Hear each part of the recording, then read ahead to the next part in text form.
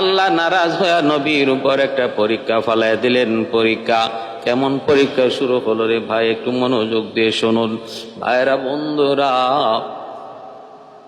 এই আংটিটা যেহেতু জান্নাতি আংটি, এজন্য নবী যখন প্রয়োজনে হাজত শর্তে বাথরুমে ঢুকতেন ওই আংটিটা নিয়ে তিনি নাপাক জায়গায় যেতেন না। আংটিটা নাকি তিনি তার স্ত্রী জুবাদার হাতে দিয়ে যাইতেন, অথবা তার একজন বাদীর হাতে তিনি এই আংটি দিয়া হাজত সারার জন্য তিনি বাথরুমে ঢুকতেন। কিন্তু ভাই একদিন ঘটনা ঘটলো কি, যেদিন আল্লাহ পরীক্ষা নেওয়ার চিন্তা করলেন, আংটিটা জুবাদার হাতে দিয়ে তিনি বাথরুমে ঢুকলেন। এই সুযোগে সুলাইমান আলাইহিস সালামের সুরত ধরে এক খবিস জিন শয়তান, যার নাম ছিল সাফার, আল্লাহর নবীর সুরত ধরে জুবাদার কাছে আসলো। কারণ জিন্নাত যে কোনো মানুষের সুরত ধরতে পারে। ওনার সুরত ধরে সে আংটি চাইল। আর জুবাদা মনে করলেন স্বামী বাথরুম শেষ করে তিনি এসেছেন, আংটি চাইতেছেন, তিনি আংটিটা দিয়ে দিলেন। এই আংটিটা যেই মাত্র ইবলিস সাফার সে পড়ল, আঙ্গুলে দেওয়া মাত্রই তার কাছে ক্ষমতা চলে আসলো। কারণ আংটির রহস্য কি, আংটির মধ্যেই সব ক্ষমতা। এই আংটি চুরি হয়ে গেল, খবিস জিন সে নিজের হাতে নিয়ে নিল, সিংহাসনে বসে গেল। এইদিকে আল্লাহর পয়গম্বর সাইয়্যিদুনা সুলাইমান তিনি বাথরুম থেকে বের হলেন, স্ত্রীর কাছে আসলেন। কিন্তু আংটি হারায় যাওয়ার কারণে উনারও রূপ পরিবর্তন, উনারও অনেকটা পরিবর্তন।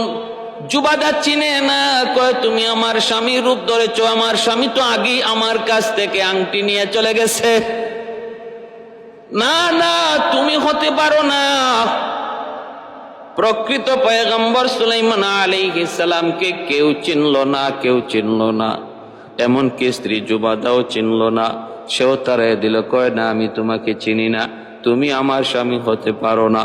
স্বামীর রূপ ধরেছ, স্বামী তো তিনি সিংহাসনে বসে গেছেন, আংটি নিয়ে তিনি তো সিংহাসনে বসে গেছেন। পয়গম্বর যতই তিনি বলেন না, কিন্তু কেউ তো বিশ্বাস করে না। ওনাকে রাজ দরবার থেকে তাড়ায় দেওয়া হলো। আল্লাহর পয়গম্বর তিনি তো এইবার আংটির খোঁজে জায়গায় জায়গায় বের হয়েছেন। হায় রে আমার আংটি, কে নিল, কে নিল, কোন দিকে নিল, কে করলো? আল্লাহর পয়গম্বর ঘুরতে ঘুরতে তিনি মানুষকে যতই বলেন আমি সুলাইমান, কেউ তো বিশ্বাস করে না। নদীর কিনারা দিয়া যান আর দেখেন জেলেরা মাছ ধরে। ওই জেলেদের কাছেও যায় বলতেছেন, বাইরে আমি বড় ক্ষুধার্ত, আমাকে দুই একটা মাছ তোমরা দিবানি। আমি হলাম সুলাইমান পয়গম্বর। জেলেরা অবাক হয়ে গেল। জেলেরা অবাক হয়ে হলো, শুধু তা না, রাগান্বিত হয়ে গেল। এই মেয়ে কি কও তুমি, তুমি সুলাইমান? সুলাইমান পয়গম্বর যেদিকে যায় ওইদিকে আবহাওয়া পরিবর্তন হয়ে যায়, বাতাসে ঢেউ খেলা শুরু হয়, তখতে সুলাইমানি নিয়ে সে বাতাসের উপর দিয়া ঘুরে। আর তুমি একজন জীর্ণ শীর্ণ মানুষ, আংটি হারিয়ে যাওয়ার পর তার বডির মধ্যে পরিবর্তন, এজন্য সহজে কেউ চিনে না। এমন জীর্ণ শীর্ণ একজন মানুষ তুমি কেমন করে সুলাইমান দাবি করো? তুমি বড় মৃত্যুক। এই বইলা আল্লাহর পয়গম্বরকে ওরা না চিনে বড় মারধর করলো। নবী আহত হলেন।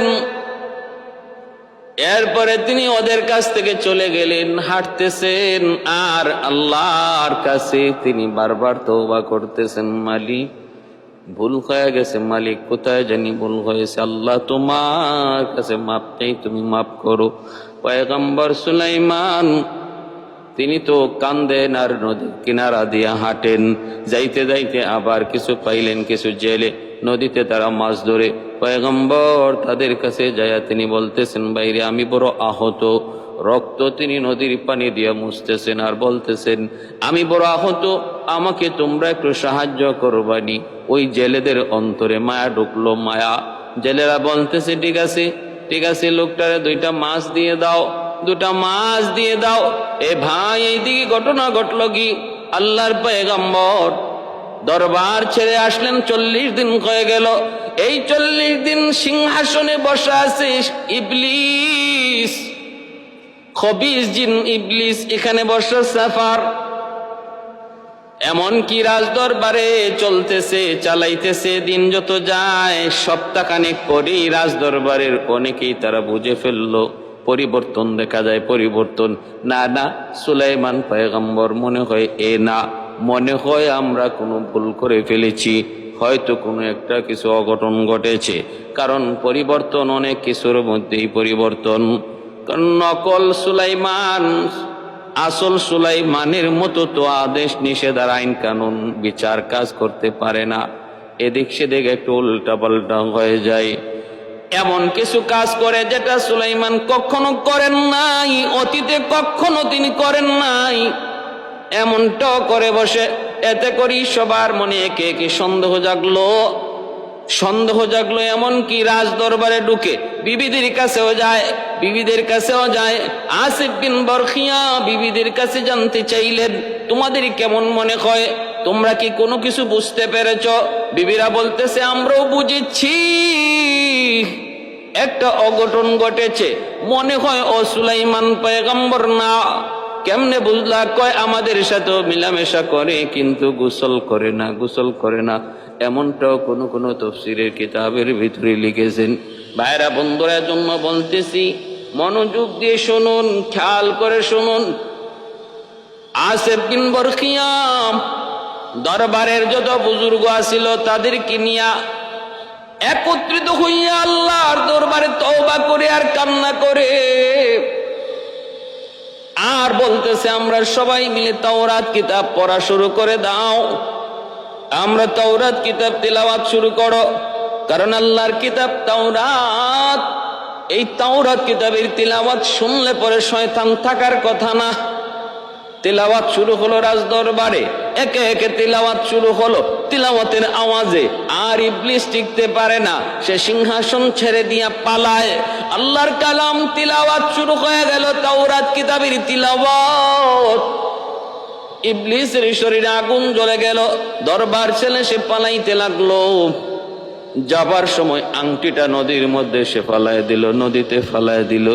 বাইরা বন্ধুরা, নদীতে ফালায় দেওয়া মাত্রই নদীর একটা মাছ ওই আংটিটা গিলে ফেলল। এই মাছটাই সুলাইমান পয়গম্বরের বাগে জুটলো। যেদিন ওই জেলেরা ওনাকে 2টা মাছ দিল আর বলল, নে ও দয়া করে 2টা মাছ ওনাকে দিল। আল্লাহর পয়গম্বর সুলাইমান একটা মাছ বিক্রি করে রুটির ব্যবস্থা করলেন, আর একটা মাছ তিনি কাটলেন, নিজে রান্না করে খাবেন। যেই মাত্র মাছটা কাটলেন, পেট থেকে তিনি দেখতে পেলেন ওনার হারানো সেই আংটি মাছের পেটে।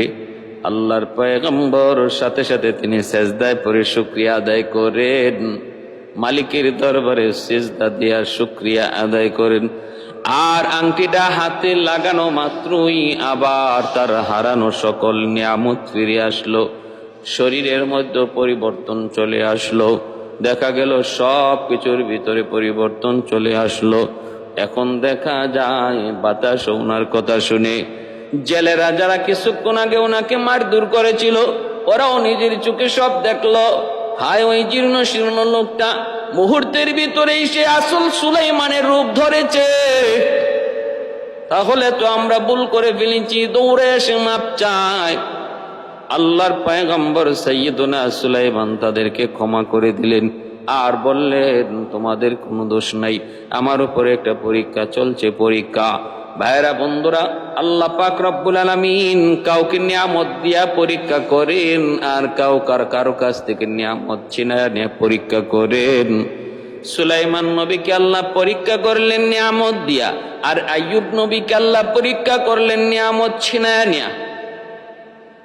পরীক্ষা একরকম হয় না রে ভাই, ভিন্ন ভিন্ন হয়।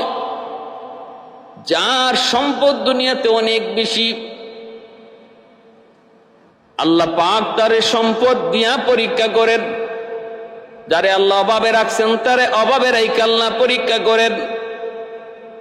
ভাইরা বন্ধুরা, সুলাইমান আলাইহিস সালাম